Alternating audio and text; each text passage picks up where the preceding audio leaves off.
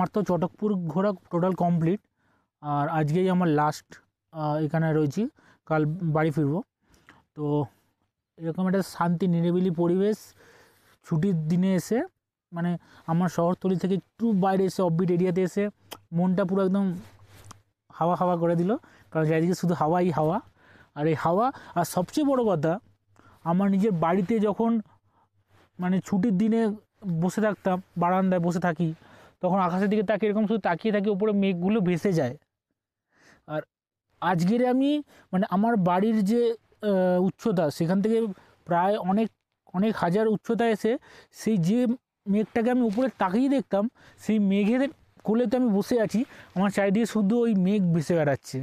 মানে এটা ভেবে আমার বিশাল একটা আনন্দ হচ্ছে। আর আমি যথারীতি এই গুড ফ্রাইডে ছুটিতে এসেছিলাম, শুক্র শনি রবি এই 3 দিনের ছুটিটা কাটানোর জন্য। বাড়ি থেকে ওই চারিদিকে ঘ্যান ঘ্যানে ওই হর্নের আওয়াজ, ওই দূষিত পরিবেশ, এইসবেতে একটুখানি এই 3 দিনটা যদি একটুখানি কোথাও একটু ফ্রেশ এয়ার পাওয়া যায়, তো সেই জন্য এই অফবিট এরিয়াতে আসা। তো ভেবেছিলাম হয়তো টানা মানে আগের সোমবারও ছুটি ছিল, আর শুক্রবার, মানে মধ্যখানে 3 দিন ছুটি হলে যে 1 সপ্তাহের যে ছুটিটা, সেখানে সবাই দেখছি ঘুরতে যাচ্ছে। তো আমি ভেবেছিলাম যে এই সময় তো এখানে খুব ভিড় হবে, বাট এই এত মানে ছুটির দিনে এখানে টোটালি ফাঁকা এরিয়া। মানে আর সবচেয়ে বড় কথা, এখানে কোনো রকম চেঁচামেচি কিচ্ছু নেই, কিচ্ছু মানে শুধু পাখির আওয়াজ। এই যে আমি এই যে বক বক করছি না, এতে হয়তো পাখিগুলো কষ্ট পাচ্ছে বা রাগ হচ্ছে ওদের মধ্যে, যে কে পাগলে সেখানে বক বক বক করে যাচ্ছে। তো যাই হোক, মানে আরেকটা বলবো যে যারা এরকম শান্তিপ্রিয় এলাকা বা শান্তিপ্রিয় জায়গাতে এসে একটুখানি ওই প্রতিদিনের কাজ হ্যানা ত্যানা এই স্ট্রেস থেকে একটু বার হতে চান, একটুখানি কোথাও ঘুরে আসতে চান ফাঁকা নিরিবিলির মধ্যে, তো সাজেশান দিতে পারি যে এই জায়গাটা আসলে অবশ্যই 100% না হলেও 99% ভালো লাগবে। তো এই ভিডিওটা তোমাদের কেমন লাগলো অবশ্যই কমেন্ট করে জানাতে পারো, আর পাশে থাকতে পারো। তো চলো tata, bye bye. Next video হয়তো আবার কয়েকশো বছর পরে হবে, তো সঙ্গে থাকো, টাটা।